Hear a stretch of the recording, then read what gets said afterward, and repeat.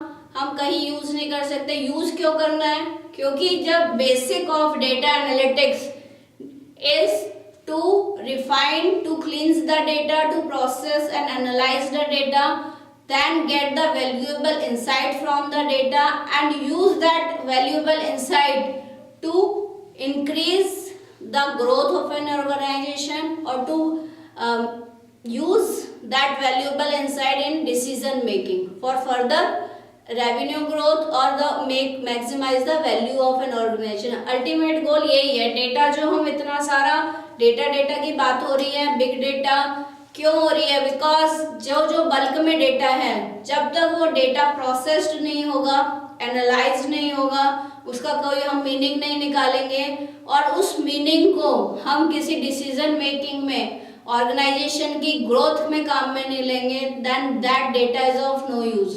तो unstructured data bulk में पड़ा है, 80% ऑफ डेटा बल्क में पड़ा है।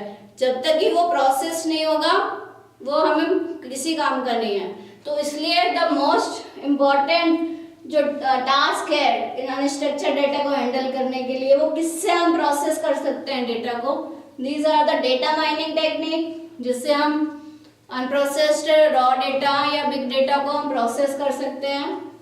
Natural language processing, text analytics and noisy text analytics. जैसे आपने एग्जांपल सेंटीमेंट एनालिसिस पढ़ा होगा, सोशल मीडिया एनालिटिक्स पढ़ा होगा। वो क्या कर रहा है?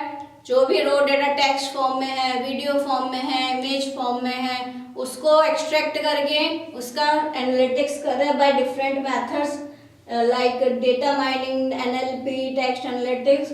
उससे क्रक्स निकाल रहे हैं, उसका एसेंस निकाल रहा है, मीनिंग निकाल रहा है एंड उसे आगे प्रेडिक्शन, क्लासिफिकेशन और फर्दर मशीन लर्निंग और इसमें टास्क में यूज कर रहा है।